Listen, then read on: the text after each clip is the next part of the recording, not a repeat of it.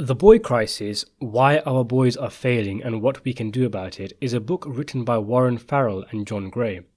On the book's pages online, it says, "What is the boy crisis about?" And then it goes on to say, "It's a crisis of education. Worldwide, boys are 50% less likely than girls to meet basic proficiency in reading, math and science. It's a crisis of mental health. ADHD is on the rise. And as boys become young men, their suicide rates go from equal to girls to 6 times that of young women. It's a crisis of fathering. Boys are growing up with less involved fathers and are more likely to drop out of school, drink, do drugs, become delinquents and end up in prison. It's a crisis of purpose. Boys' old sense of purpose, being a warrior, a leader or a sole breadwinner, are fading.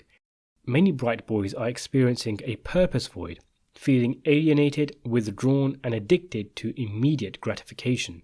So what is the boy crisis? A comprehensive blueprint for what parents, teachers and policymakers can do to help our sons become happier, healthier men and fathers and leaders worthy of our respect."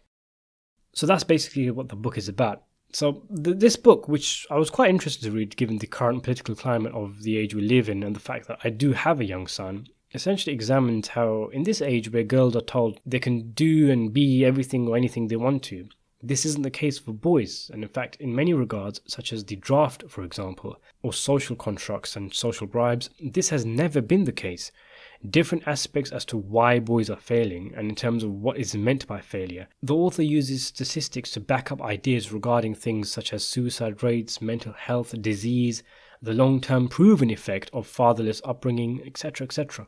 And things are looked at from a different lens from what we usually see in the media.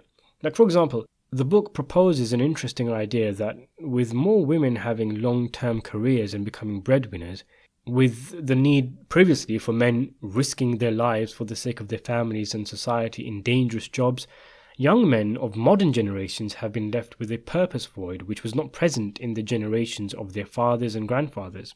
This book is not some polemic response to third-wave feminism.